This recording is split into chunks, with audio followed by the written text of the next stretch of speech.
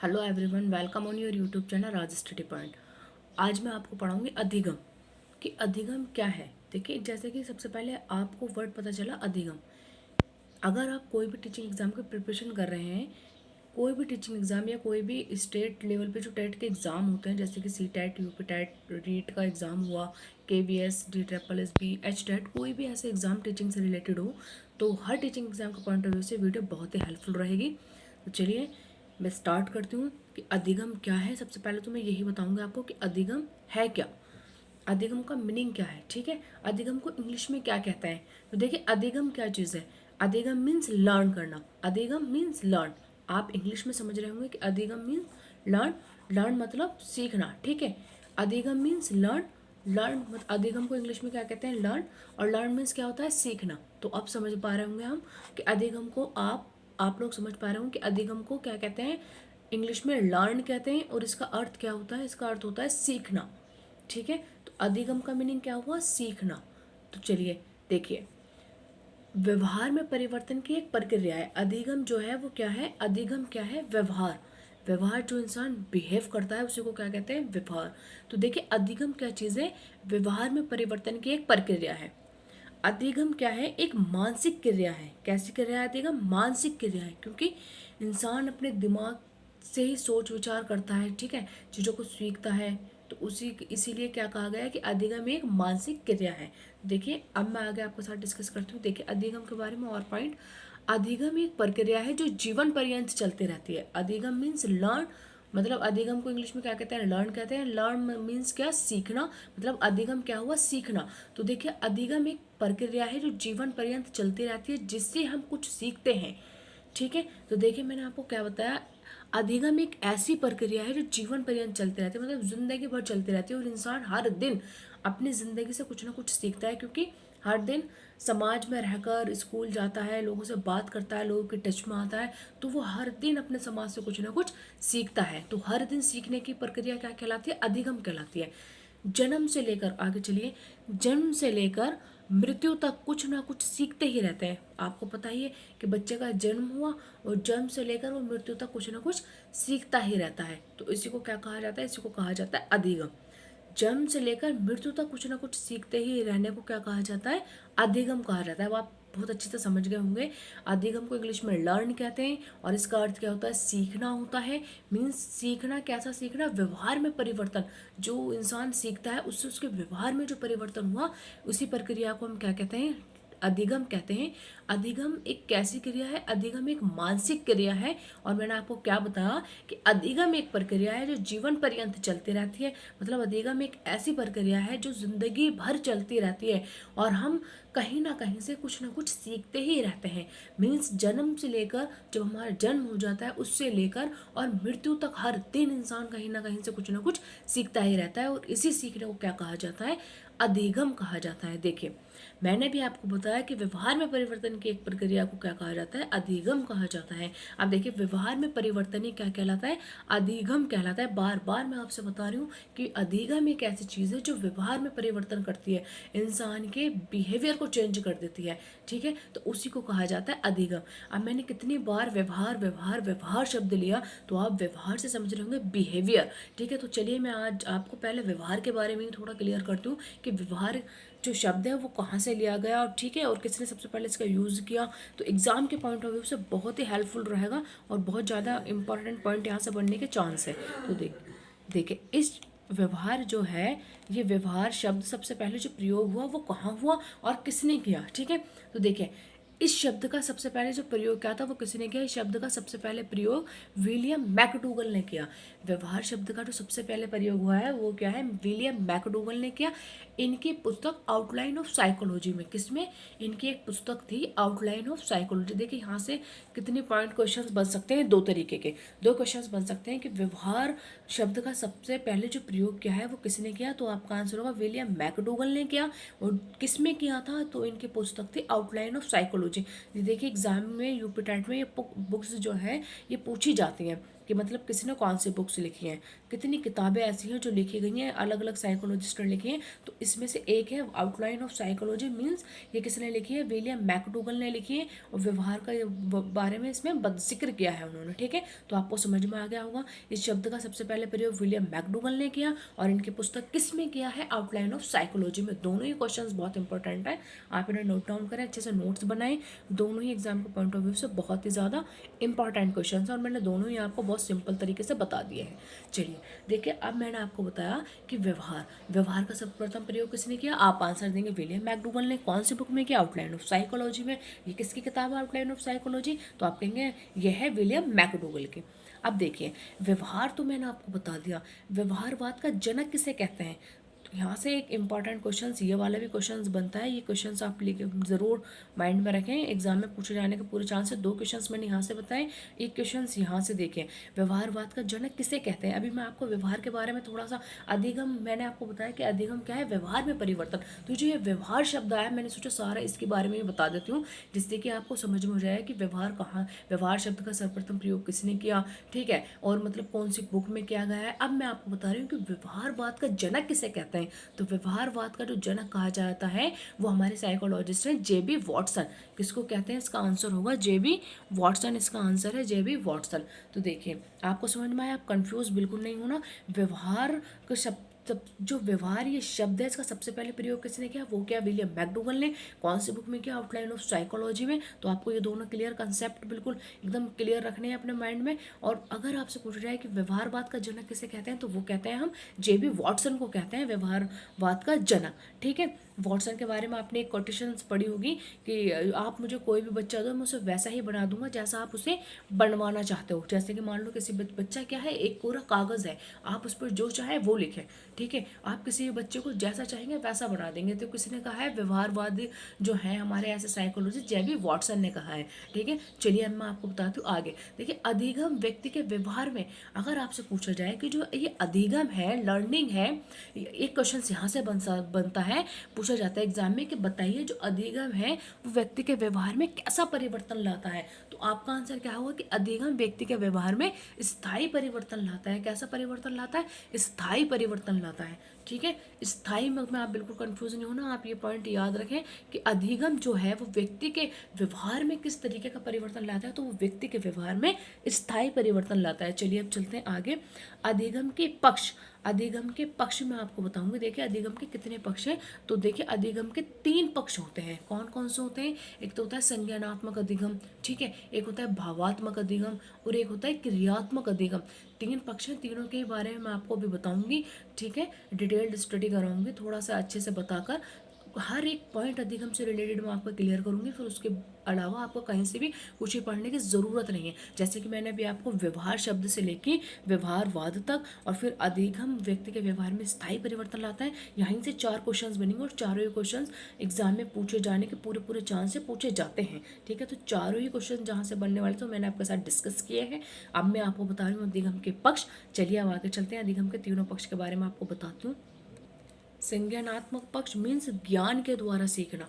संज्ञानात्मक मतलब संज्ञान, जो हमारा संज्ञानात्मक मतलब किस चीज़ को कहते हैं, संज्ञान मीन्स कोग्निटिव, मतलब जो हम अपने माइंड से, मस्तिष्क से जो सोच विचार करते हैं। ठीक है, तो देखिए संज्ञानात्मक पक्ष क्या हुआ, संज्ञानात्मक पक्ष में होगा ज्ञान के द्वारा सीखना, मतलब ज्ञान के द्वारा सीखना, जैसे कि बच्चे स्कूल में गया और उसने वहाँ कुछ सीखा, तो उसे कहते हैं हम संज्ञानात्मक, उसका पक्ष हुआ। ठीक है, क्रियात्मक पक्ष, आप क्रियात्मक पक्ष क्रिया से ही समझ रहे होंगे कि क्रिया से सीखना, मतलब क्रिया से कैसे, किसी काम को खुद करके सीखना। जब बच्चा किसी काम को खुद करके सीखता है तो वो उसके माइंड में लंबे टाइम तक स्टोर रहती हैं चीज़ें। ठीक है, किसी भी काम को जब खुद करके सीखा जाता है तो वो ज़्यादा बेटर होता है। ठीक है, भावात्मक पक्ष क्या होता है, भावात्मक पक्ष मीन्स भावनाओं से सीखना। तो मैंने तुम्हें अधिगम के तीनों ही पक्ष बताए, संज्ञानात्मक पक्ष, क्रियात्मक पक्ष एवं भावात्मक पक्ष, तीनों ही पक्ष मैंने आपको क्लियर करे। अब मैं आपको बताऊंगी संज्ञानात्मक विकास की कुछ परिभाषाएं, फिर उसके बाद मैं आपके साथ डिस्कस करूंगी संज्ञानात्मक विकास को प्रभावित करने वाले कारक। ठीक है, तो देखिए अभी मैं आपको बताऊंगी अब इससे आगे की डेफिनेशंस, जो एग्जाम के पॉइंट ऑफ व्यू से बहुत ही इंपॉर्टेंट और बहुत हेल्पफुल रहेंगी, और हर जगह एग्जाम में पूछी जाती है। बस जितनी मैं डेफिनेशंस आपको इस वीडियो में कराऊँ, इससे अलग कुछ भी करने की आपको ज़रूरत नहीं है। तो देखिए डेफिनेशन हम स्टार्ट करते हैं। सबसे पहले मैं आपको बताऊंगी विलियम वुडवर्थ की परिभाषा। ठीक है, विलियम वुडवर्थ ने अधिगम की क्या डेफिनेशन दी है। देखिए विलियम वुडवर्थ जो है ये हमारे साइकोलॉजिस्ट हैं। इन्होंने क्या कहा है, इन्होंने कहा है कि जो सीखना है वो क्या है, विकास की प्रक्रिया है। इन्होंने कहा है सीखना जो है वो क्या है, विकास की प्रक्रिया है। ये किसने कहा है, विलियम वुडवर्थ ने कहा है। ठीक है, चलिए अब चलते हैं गेट्स के बारे में कि गेट्स ने क्या कहा है। देखिए अनुभव के द्वारा व्यवहार में परिवर्तन क्या कहलाता है, अनुभव। जो हमारे गेट्स ने क्या कहा है, जो गेट्स हैं इन्होंने कहा है अनुभव के द्वारा व्यवहार में परिवर्तन अधिगम कहलाता है। इन्होंने क्या कहा है कि अनुभव के द्वारा व्यवहार में परिवर्तन अधिगम कहलाता है। ये किसी ने कहा है, ये कहा है हमारे साइकोलॉजिस्ट, ये हमारे साइकोलॉजिस्ट गेट्स ने कहा है। ठीक है, देखिए इससे पहले मैंने आपको क्या बताया था, विलियम वुडवर्ड। इन्होंने कहा है सीखना विकास की एक प्रक्रिया है। मतलब सीखता रहता है बच्चा जब, तो उससे क्या होता है, कोई भी इंसान अगर सीख रहा है तो उससे उसका क्या होगा, विकास होगा, डेवलप होगा। तो ठीक है, वो कुछ ना कुछ भी सीखने से क्या हो रहा है, हमारा लगातार विकास हो रहा है। तो ये किसने कहा है, विलियम वुडवर्थ ने कहा है। और गेट्स ने क्या कहा है, गेट्स ने कहा है कि अनुभव के द्वारा व्यवहार में परिवर्तन अधिगम कहलाता है। अब मैं आपको बताती हूँ, एक साइकोलॉजिस्ट है चार्ल्स सी स्किनर। इन्होंने क्या कहा है, इन्होंने कहा है व्यवहार में उत्तरोत्तर अनुकूलन क्रमिक सामंजस्य की प्रक्रिया ही अधिगम है। ठीक है, इन्होंने कहा है कि व्यवहार में उत्तरोत्तर अनुकूलन क्रमिक सामंजस्य की प्रक्रिया ही अधिगम है। ठीक है, ये किसने कहा है, ये कहा है चार्ल्स सी स्किनर ने। अब मैं आपको बताती हूँ क्रो एंड क्रो के बारे में। क्रो एंड क्रो के बारे में क्या है, देखिए अधिगम आदतों ज्ञान एवं अभिवृत्तियों का अर्जन है। अधिगम क्या है, आदतों ज्ञान एवं अभिवृत्तियों का अर्जन है। ये किसने कहा है, क्रो एंड क्रो ने कहा है कि अधिगम आदतों का, ज्ञान का एवं अभिवृत्तियों का अर्जन। अर्जन क्या होता है कि एक्वायर, कोई चीज़ अर्जित करना, समाज से सीखना। ठीक है, घर परिवार पड़ोसी रिश्तेदार किसी से भी सीखना, क्या हुआ, चीज़ों को एक्वायर किया, हमने उनसे चीज़ों को सीख लिया, अर्जित कर लिया, ले लिया, ग्रहण कर लिया। ठीक है, तो किरोम क्रो ने क्या कहा है कि अधिगम आदतों ज्ञान एवं अभिवृत्तियों का अर्जन है। तो ये जितनी भी डेफिनेशन मैं बता रही हूँ बस इनसे बाहर कोई भी डेफिनेशन आपको कहीं से भी पढ़ने की ज़रूरत नहीं है, बस इतना ही पढ़ना, इससे एग्जाम में देखने को मिलेगी। चलिए अब आगे नेक्स्ट साइकोलॉजिस्ट हैं गिलफर्ड, उनके बारे में बताती हूँ। पूर्व निर्मित व्यवहार, व्यवहार के कारण व्यवहार में परिवर्तन ही क्या है, अधिगम है। ये किसने कहा है, गिलफोर्ड ने कहा है। गिलफोर्ड ने कहा है कि पूर्व निर्मित व्यवहार, व्यवहार के कारण व्यवहार में परिवर्तन ही अधिगम है। ठीक है, चलिए अब मैं आपको बताती हूँ किंग्सले गैरी के बारे में। किंग्सले गैरी ने क्या कहा है, इन्होंने कहा है, देखिए किंग्सले गैरी ने कहा है कि अभ्यास के फलस्वरूप नवीन तरीके से व्यवहार में परिवर्तन लाने की प्रक्रिया ही अधिगम है। इन्होंने क्या कहा है, इन्होंने कहा है कि देखिए किंग्सले गैरी ने कहा है, किंग्सले गैरी, इन्होंने क्या कहा है, किंग्सले गैरी ने कहा है कि अभ्यास के फलस्वरूप नवीन तरीके से व्यवहार में परिवर्तन लाने की प्रक्रिया ही अधिगम है। अभ्यास, देखिए कोई भी चीज़ अगर बच्चा उसकी प्रैक्टिस करता है लगातार तो वो ज़्यादा और अच्छे तरीके से सीख जाता है। तो देखिए अभ्यास, जब बच्चे ने किसी भी चीज़ के लिए अभ्यास किया है उसके फलस्वरूप नवीन तरीके से जो उसके व्यवहार में परिवर्तन हुआ वही क्या कहलाया, वही प्रक्रिया क्या कहलाई, अधिगम कहलाई। ये किसने कहा है, किंग्सले गैरी ने कहा है, किंग्सले व गैरी ने कहा है। तो जितनी भी साइकोलॉजिस्ट जैसे कि William Woodworth, Gates, Charles Skinner, Crow and Crow, Guilford, Kingsley व गैरी, इन सब के बारे में जो भी डेफिनेशन थी वो मैंने आपके साथ डिस्कस की है अधिगम से रिलेटेड। इनसे बाहर एग्जाम में एक भी डेफिनेशन आपको देखने को नहीं मिलेगी। जितना मैंने ये डेफिनेशंस और अधिगम के बारे में आपको बताया बस आप इतना पढ़िए, जिससे आपका सारा कुछ कवर हो जाएगा। चलिए अब मैं आपको बताऊंगी, मैंने अभी आपको पहले ही बताया था कि मैं आपको बताऊंगी अधिगम को प्रभावित करने वाले कारक। ठीक है, उनसे भी एग्जाम में क्वेश्चंस बनते हैं। तो जितना भी इस टॉपिक से इंपॉर्टेंट पॉइंट है वो सब मैंने आपके साथ डिस्कस किए हैं। अब आपके साथ डिस्कस करूँगी अधिगम को प्रभावित करने वाले कारक। देखिए अधिगम को प्रभावित करने वाले कारक कौन कौन से, अभिप्रेरणा। अभिप्रेरणा मीन्स मोटिवेशन। तो देखिए अधिगम को सबसे ज़्यादा जो प्रभावित करता है वो क्या करता है, मोटिवेशन प्रभावित करता है, मीन्स अभिप्रेरणा। उसका हिंदी में हम क्या कहते हैं, अभिप्रेरणा, और इंग्लिश में इसको क्या बोला जाता है, इंग्लिश में इसको बोला जाता है क्या, मोटिवेशन। मोटिवेशन, ठीक है। तो देखिए अभिप्रेरणा एक ऐसी चीज़ है जो अधिगम को बेहद प्रभावित करती है। यदि कोई भी इंसान कुछ सीखना चाहता है, आप उसको मोटिवेट करते हैं तो वो उस चीज़ को और ज़्यादा सीख जाता है। ठीक है, तो अभिप्रेरणा क्या है कि अभिप्रेरणा अधिगम को प्रभावित करने वाला बहुत ही इम्पोर्टेंट कारण है, जिससे अधिगम क्या होता है, बहुत ज़्यादा प्रभावित होता है। अगर आप किसी भी इंसान को किसी भी काम को सीखने के लिए मोटिवेट कर रहे हैं तो उसको और ज़्यादा अच्छे तरीके से सीखने के लिए रेडी रहता है। देखिए सीखने वाले की इच्छा शक्ति, देखिए अधिगम को प्रभावित करने वाला ये भी एक कारक है। सीखने वाले की इच्छा शक्ति। अगर आप जो सीखने वाला है मीन्स अधिगम करता कौन, स्टूडेंट, लर्नर, सीखने वाला, अगर उसकी किसी विषय में इच्छा है कि वो इसको सीखना चाहता है तो वो और ज़्यादा विल पावर से उसको सीखेगा। ठीक है, तो अधिगम वाले की, जो भी अधिगम करता है उसका क्या होना चाहिए, उसको उसके लिए सीखने के लिए उसके अंदर क्या होनी चाहिए, उसकी इच्छा शक्ति हो, जिससे कि वो चीज़ों को और भी बेहतर तरीके से और बेहतरीन सीख सकता है। ठीक है, तो अब मैं आपके साथ डिस्कस करूँगी नेक्स्ट वातावरण। देखिए अधिगम को प्रभावित करने वाला सबसे ज़्यादा जो बढ़िया कारक है, मतलब इम्पोर्टेंट पॉइंट बनता है यहाँ से वातावरण। वातावरण भी अधिगम को प्रभावित करने वाला एक कारक है। क्या है मतलब, जिससे कि व्यक्ति अपने वातावरण में रहकर जैसे रीति रिवाज को देखता है, जैसे माहौल को देखता है, उसके अनुकूल अपने आप को ढाल लेता है। ठीक है, तो इसी को क्या कहा जाता है, कि अधिगम को प्रभावित करने वाला कौन सा कारक हो गया, ये वातावरण। ये इससे भी क्या होता है कि बच्चा यहाँ अपने समाज से, रीति रिवाजों से, उनके अपने कल्चर में रहकर अपने वातावरण में जो चीज़ों को देखता है वो अपने उसको उसके अनुकूल अपने आप को ढाल लेता है। उन्हीं जब चीज़ों को वो देखता है तो वो भी उनसे क्या करता है, हर चीज़ सीखता है। तो वातावरण का भी अधिगम में बहुत ज़्यादा प्रभाव पड़ता है। अधिगम मीन्स सीखना, तो वातावरण से ही बच्चा कहीं ना कुछ सीख रहा है। ठीक है, और देखिए अभ्यास, ये भी एक अधिगम को प्रभावित करने वाला कारक है। कैसे, कि अभ्यास, अगर बच्चे ने कुछ भी चीज़ सीखी है, बच्चे ने कुछ भी सीखा और बच्चे ने सीखने के बाद उसको अभ्यास किया तो वो और ज़्यादा स्ट्रॉन्ग चीज़ हो जाएगी उसके माइंड में। ठीक है, अभ्यास भी बहुत ज़्यादा अधिगम को प्रभावित करता है। किसी भी चीज़ को सीखने के बाद उसकी प्रैक्टिस करना, उस पर और वर्क करना, तो बच्चा चीज़ों को और ज़्यादा अच्छा सीख सकता है। ये भी अधिगम को प्रभावित करने वाला एक कारक है। अभी मैं आपको बताती हूँ शारीरिक व मानसिक स्वास्थ्य। देखिए शारीरिक व मानसिक स्वास्थ्य का मीनिंग यहाँ पर क्या हुआ, कि अधिगम को प्रभावित करने वाला कारक ये भी है शारीरिक व मानसिक स्वास्थ्य। अगर आपका शारीरिक व मानसिक स्वास्थ्य ठीक नहीं है तो आप अधिगम ही नहीं कर पाएंगे। अधिगम, मैं बार बार बता रही हूँ, अधिगम मीन्स लर्न, सीखना। अधिगम को इंग्लिश में क्या कहते हैं, लर्न मीन्स कुछ सीखना। ठीक है, लर्न मीन्स सीखना। तो देखिए शारीरिक व मानसिक स्वास्थ्य अगर आपका ठीक नहीं है तो आप उतना अच्छा नहीं सीख पाएंगे। तो सीखने के लिए आपका शारीरिक और मानसिक स्वास्थ्य भी कैसा होना चाहिए, परफेक्ट होना चाहिए। तभी आप क्या कर पाएंगे, चीज़ों को बहुत अच्छे तरीके से सीख पाएंगे। तो देखिए इसी तरीके से विषय वस्तु जो है ना वो कैसा होना चाहिए, उसका स्वरूप अच्छा होना चाहिए। विषय वस्तु का स्वरूप कैसा हो, अच्छा हो। विषय वस्तु की जो कोई भी विषय वस्तु है, अगर बच्चों को आप सिखाना चाहते हो तो उसकी भाषा शैली कैसी होनी चाहिए, सरल होनी चाहिए, जो बच्चा ज़्यादा अच्छे तरीके से सीख पाए। ठीक है, और जो कोई भी विषय वस्तु हो वो कैसी होनी चाहिए, वो उद्देश्य पूर्ण होनी चाहिए। मतलब ऐसा ना हो कि उद्देश्य, उसमें उसका कोई उद्देश्य ही नहीं है। अगर कोई भी विषय वस्तु है तो अगर उसका कोई उद्देश्य है तो बच्चा उसको क्या सीखेगा, बहुत ज़्यादा जल्दी जल्दी और अच्छे तरीके से उसको सीख जाएगा जब उसका एक उद्देश्य होगा। तो मतलब अधिगम में क्या होना चाहिए, कि बच्चा जो सीख रहा है, किस कोई भी ऐसी विषय वस्तु जिसको आप सिखा रहे हैं तो उसका कोई ना कोई उद्देश्य ज़रूर होना चाहिए, जिससे कि बच्चा उसको उसका उद्देश्य को देख के समझ के उसको और जल्दी सीखने की कोशिश करे। ठीक है, तो मैंने भी आपको क्या बताया कि विषय वस्तु का स्वरूप कैसा होना चाहिए, अच्छा होना चाहिए। विषय, कोई भी विषय वस्तु आप उसको पढ़ा रहे हैं, कोई भी ऐसा विषय या कोई भी ऐसी चीज़ जो आप बच्चे को अधिगम जिसका करा रहे हैं, तो उसकी जो भाषा है वो कैसी होनी चाहिए, सरल होनी चाहिए, जिससे बच्चों को कोई भी डिफिकल्टी ना हो, वो आसानी से उन चीज़ों को सीख सके, समझ सके।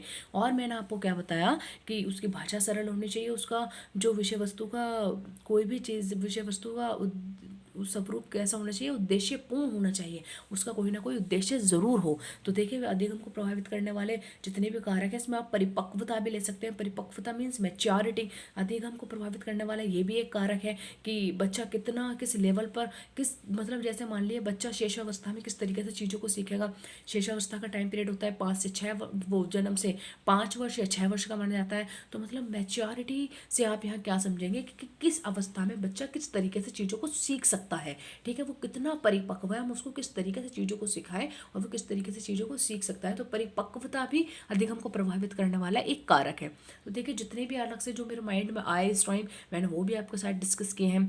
कि जैसे कि मैंने आपको बताया विषय वस्तु का स्वरूप अच्छा होना चाहिए, विषय वस्तु की भाषा शैली जो है सरल होनी चाहिए, विषय वस्तु का कैसा होना चाहिए, उद्देश्य पूर्ण होनी चाहिए। और मैंने आपको क्या बताया कि बच्चे परिपक्व हैं तो उनको किस तरीके से सिखाया जाएगा। ये सब चीज़ें क्या करती हैं, अधिगम को प्रभावित करने वाले कारक हैं। चलिए मैं देखिए आपको अब इसके कुछ क्वेश्चंस बताती हूँ किस तरीके से एग्जाम में इसमें से क्वेश्चंस पूछे जाते हैं। जैसे कि आपसे पूछा जाएगा कि अभ्यास और प्रशिक्षण के फलस्वरूप नवीन तरीके से व्यवहार में परिवर्तन परिभाषा है। देखिए एचटेट में पूछा गया क्वेश्चन है, ये किसने मतलब किस तरीके से ये क्वेश्चन पूछा गया है एचटेट में। सोचिए एचटेट में, जो मैं बताती हूँ एचटेट होता है हरियाणा में, उसमें किस तरीके के क्वेश्चन पूछे जाते हैं डेफिनेशन टाइप के। ठीक है, तो ये किसने दी थी डेफिनेशन, ये दी थी किंग्सले और गैली ने, मैंने अभी आपको कराई। नेक्स्ट क्वेश्चन, अधिगम किस पर निर्भर नहीं करता, सीटेट में पूछा गया है। तो अधिगम आर्थिक स्थिति पर निर्भर नहीं करता है।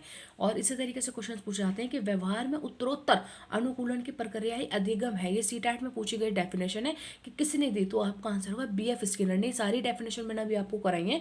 और देखिए एक और इसी तरीके से क्वेश्चन पूछा गया था, ये भी सीटेट में पूछा गया था कि सीखना आदतों, ज्ञान व अभिवृद्धियों का अर्जन है। ये किसने कहा, ये डेफिनेशन किसने दी है, तो ये डेफिनेशन दी है किरो एंड किरो ने। ठीक है, इस तरीके की डेफिनेशन पूछी जाती हैं एग्जाम में, जो सारे ही मैंने आपको डिस्कस कर दिया, आपके साथ में क्वेश्चंस के रूप में भी पूछ लिया और वैसे भी आपको बताइए।